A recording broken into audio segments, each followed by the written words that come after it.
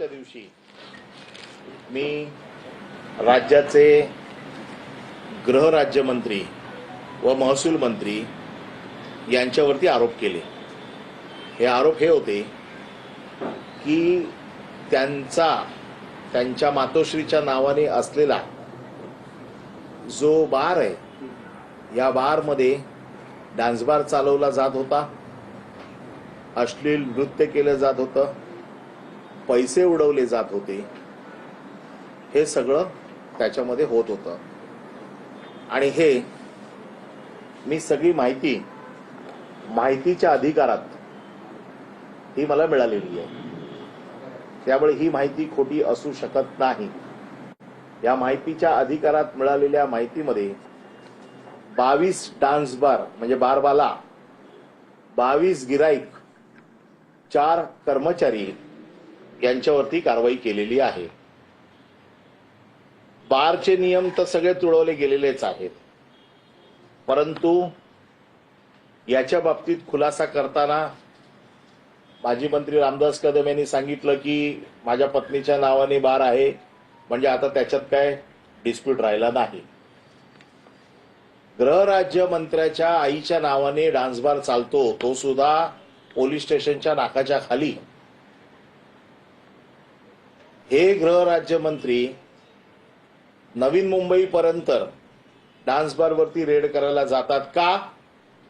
तर अश्लीलता चालते, अश्लीलता पसरवली जाते, अनैतिक धंदा आहे, समाज विघातक कृती आहे, म्हणून हे काय करतात, रेड करतात। हरकत नाही, चांगलं काम करतात। पण स्वतःच्या आईच्या नावाने जो डान्स बार चालतोय त्याच्यावर कोण कारवाई करणार? त्याच्यावर कारवाई झालेली आहे। त्यांनी असं देखील सांगितलं, माझा उल्लेख त्यांनी अर्धवट वकील म्हणून केलेला आहे। त्यांना एक गोष्ट कळली पाहिजे, विधानसभेत मी वकील म्हणून बोलत नाही, विधानसभेत मी आमदार म्हणून बोलतो। पुन्हा ही माझ्या आमदारकीची 4थी टर्म आहे, त्याच्यामुळे विधानसभेचे नियम, विधानसभेचे कायदे मला चांगले माहिती आहेत। त्यामुळे मला त्यांच्या ज्ञानाची किंवा त्यांच्या सर्टिफिकेटची गरज नाही। राहिला प्रश्न, त्यांनी असं सांगितलं की डान्स बार आम्ही चालवत नाही, आम्ही चालवायला दिलेला आहे आणि जो चालवतो त्याच्यावरती जबाबदारी आहे। तर मी आपल्या माहितीसाठी हे कायद्यातल्या तरतुदी आणलेल्या आहेत। Liability of the licensee for the act of a servant, म्हणजे तुमच्या नोकराने किंवा तुम्ही ज्याला प्राधिकृत केलंय त्याने जर एखादं दुष्कृत्य केलं तर त्याची जबाबदारी कोणाकडे? एक नोकरनामा असतो, इकडे ठेवले सगळं, एक नोकरनामा असतो।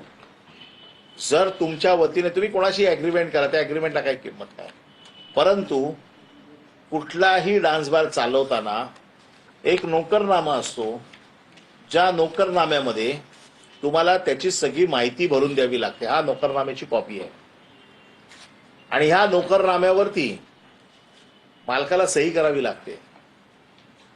या नोकरनाम्यावरती मालकाला सही करावी लागते आणि एखादी कृत्य तुमच्या वतीने जो प्राधिकृत झालेला आहे त्याने केलं तर त्याची जबाबदारी काय आहे? तर मी तुम्हाला वाचून दाखवतो। Liabilities of the licensee for the act of a servant.